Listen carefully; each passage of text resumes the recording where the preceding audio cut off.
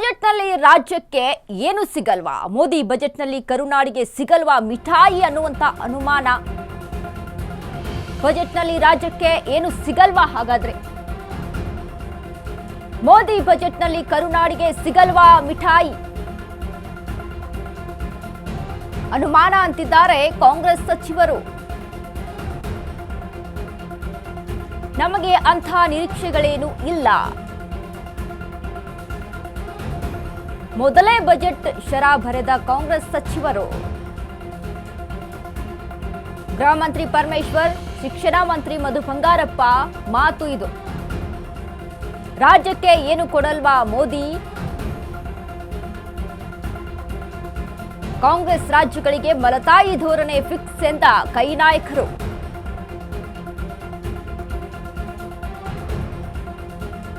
ಬಜೆಟ್ನಲ್ಲಿ ರಾಜ್ಯಕ್ಕೆ ಏನು ಸಿಗಲ್ವಾ? ಹಾಗಾದ್ರೆ ಮೋದಿ ಬಜೆಟ್ನಲ್ಲಿ ಕರುನಾಡಿಗೆ ಸಿಗಲ್ವಾ ಮಿಠಾಯಿ? ಯಾಕಂದ್ರೆ ಅನುಮಾನಗಳನ್ನ ವ್ಯಕ್ತಪಡಿಸ್ತಾ ಇದ್ದಾರೆ ಕಾಂಗ್ರೆಸ್ ಸಚಿವರು. ಹೀಗಾಗಿ ಅವರ ಮಾತಿನ ಪ್ರಕಾರವೇ ಆಗುತ್ತಾ ಅಥವಾ ರಾಜ್ಯಕ್ಕೆ ಏನಾದರೂ ಕೊಡುಗೆಯನ್ನ ಕೊಡ್ತಾರಾ ಪ್ರಧಾನಿ ನರೇಂದ್ರ ಮೋದಿ ಅವರು? ಯಾಕಂದ್ರೆ ಸಾಕಷ್ಟು ಮಲತಾಯಿ ಧೋರಣೆ ಆಗುತ್ತೆ, ಕಾಂಗ್ರೆಸ್ ಸರ್ಕಾರಕ್ಕೆ ಯಾವಾಗಲೂ ಮಲತಾಯಿ ಧೋರಣೆ ಆಗುತ್ತೆ.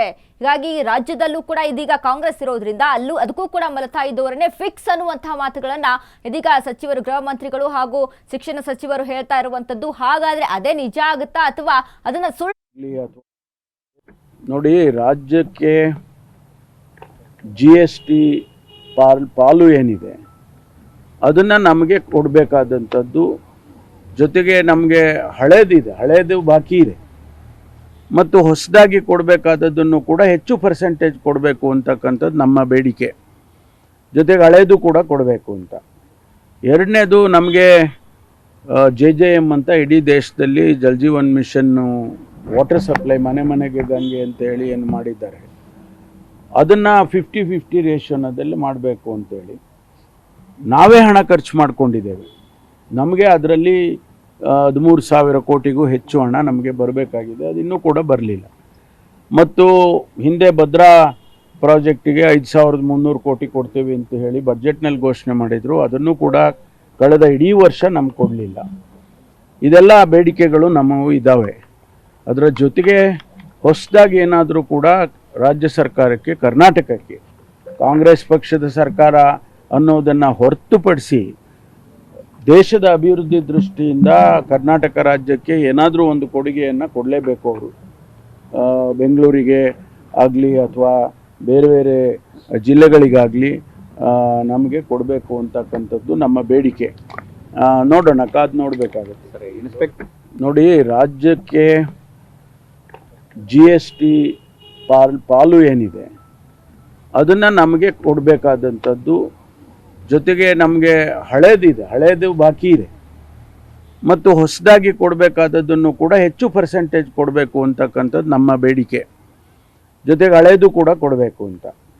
ಎರಡನೇದು, ನಮಗೆ ಇಲ್ಲ ನೋಡಿ, ನಾನಂತೂ ನಿರೀಕ್ಷೆಗಳು ನಂದು ಶೂನ್ಯ. ಕೇಂದ್ರ ಸರ್ಕಾರದಿಂದ 12 ವರ್ಷ ಆಯಿತು. ಕರ್ನಾಟಕಕ್ಕೆ ಏನು ಕೊಟ್ಟಿದ್ದಾರೆ ಹೇಳಿ? ಅಥವಾ ಏನು ಘೋಷಣೆ ಮಾಡಿದ್ದಾರೆ ಅದು ಅನುಷ್ಠಾನಕ್ಕೆ ಆಗಿದೆಯಾ ಹೇಳಿ?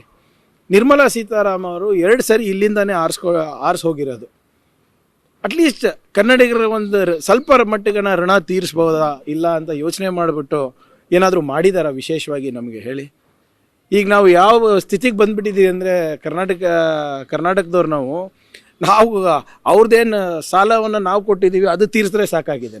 ನಮ್ಮ GST ಪಾಲು ಬಂದರೆ ಸಾಕಾಗಿದೆ. ನಮಗೆ ನಾವೇನು JJMನಲ್ಲಿ 15,000 ಕೋಟಿ ರೂಪಾಯಿ ಹಣ ಕೊಟ್ಟಿದ್ದೀವಿ, ಅದು ಬಂದರೆ ಸಾಕಾಗಿದೆ. 2,500 ಕೋಟಿ ರೂಪಾಯಿ ಏನು 15th ಫೈನಾನ್ಸ್ ನಮ್ಮ ಪಂಚಾಯತದ್ದು ಬಂದರೆ ಸಾಕಾಗಿದೆ. ನಾವೇನು ತೆರಿಗೆ ಕೊಡ್ತಾ ಇದ್ದೀವಿ ಅದ್ರ ಪಾಲು ಬಂದರೆ ಸಾಕಾಗಿದೆ ನಮಗೆ. ನಂದಂತೂ ಈ ಮೋದಿ ಸರ್ಕಾರದಿಂದ ಇರ್ಬೋದು, ಕೇಂದ್ರ ಸರ್ಕಾರದಿಂದ ಇರ್ಬೋದು, ಈ ಬಜೆಟಿಂದ ಇರ್ಬೋದು ಶೂನ್ಯ ನಿರೀಕ್ಷೆ ಇದೆ. ನಮ್ಮ ಪಾಲು ನಮ್ಗೆ ಕೊಡಿ ಸ್ವಾಮಿ, ನಾವು ದೇಶನೂ ಕಟ್ತೀವಿ, ರಾಜ್ಯನೂ ಕಟ್ತೀವಿ. ಇಲ್ಲ ನೋಡಿ, ನಾನಂತೂ ನಿರೀಕ್ಷೆಗಳು ನಂದು ಶೂನ್ಯ. ಕೇಂದ್ರ ಸರ್ಕಾರದಿಂದ 12 ವರ್ಷ ಆಯಿತು. ಕರ್ನಾಟಕ